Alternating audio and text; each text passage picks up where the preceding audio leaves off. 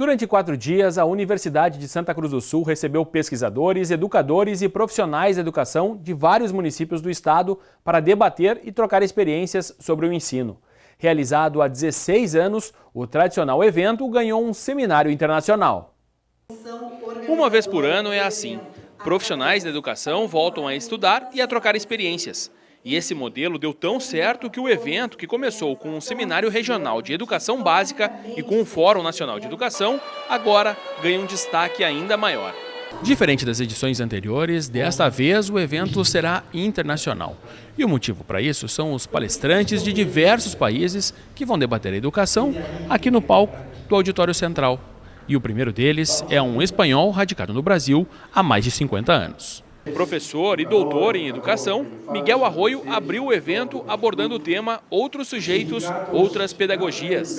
O que eu vou tentar falar, que um pouco que o meu livro coloca, é como que esses outros sujeitos que nunca foram considerados sujeitos de direitos, que se afirmam sujeitos de direitos, que interrogações trazem para a educação? Essa é a minha pergunta.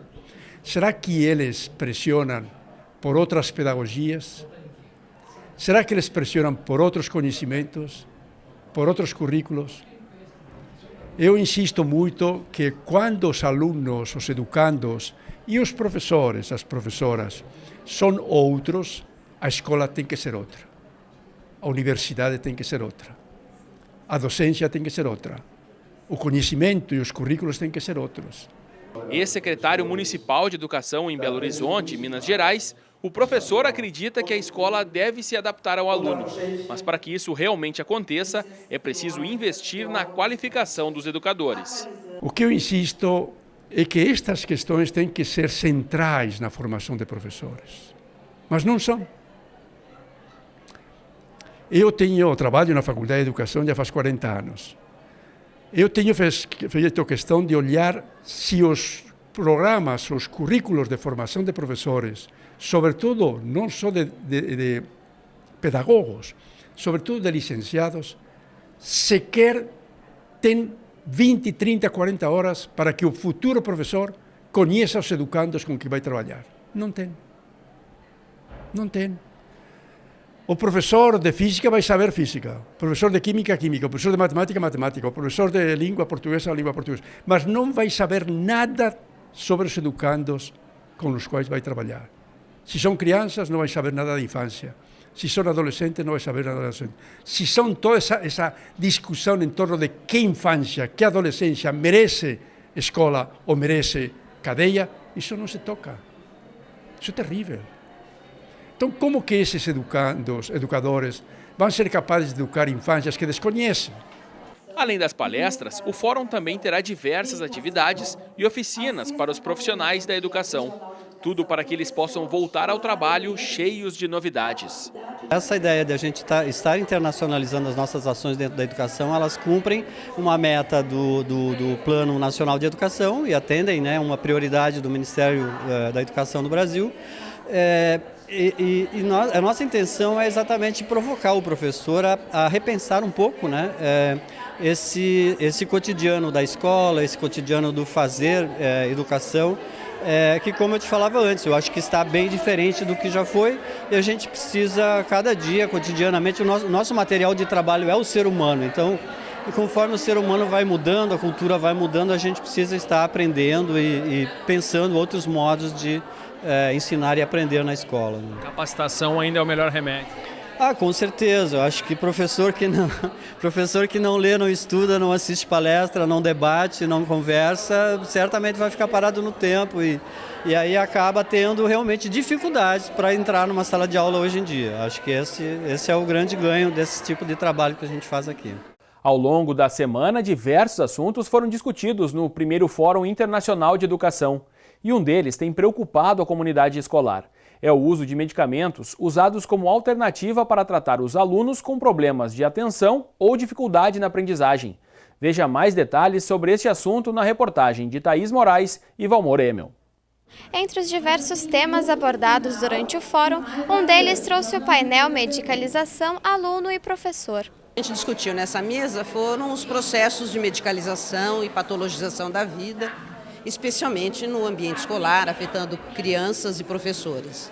São modos de lidar com a vida, uma vida que é estressante, com uma vida num sistema cheio de desigualdades e que toda manifestação de um comportamento que seja diferente, né, ou que seja gerado pela desigualdade, isso é apagado do contexto em que acontece e é transformado como se fosse uma doença mental. E aí você dá um medicamento, uma droga psicoativa para a criança, para o adolescente, para que ele seja enquadrado.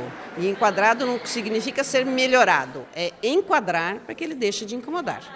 O auditório central da Unisc permaneceu lotado enquanto a professora falava sobre a medicalização em crianças e adolescentes no período escolar.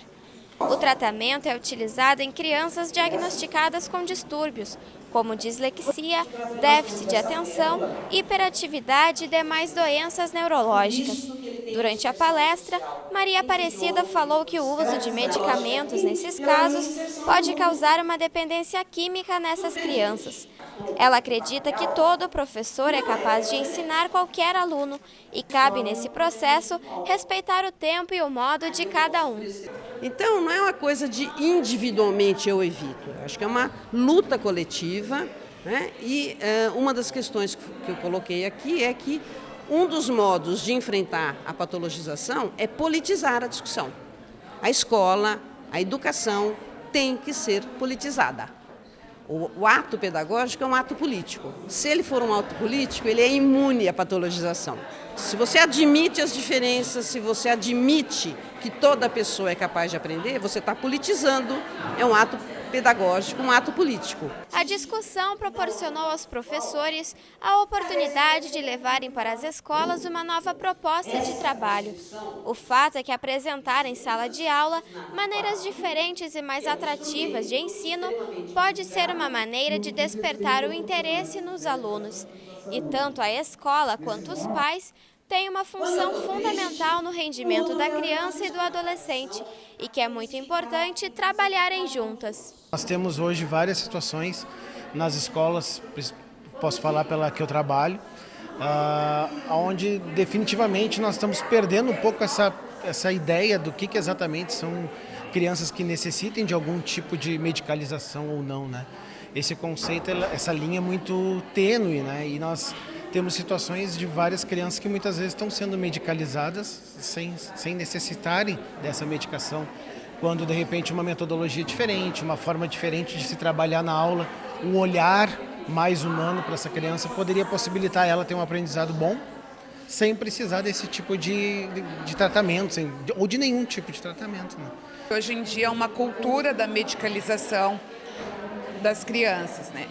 E a gente se preocupa bastante porque muitas vezes aquele aluno que é irrequieto, que os professores taxam de hiperativo, às vezes até de mal educado, é uma criança que está com problemas que necessitam ser investigados a fundo.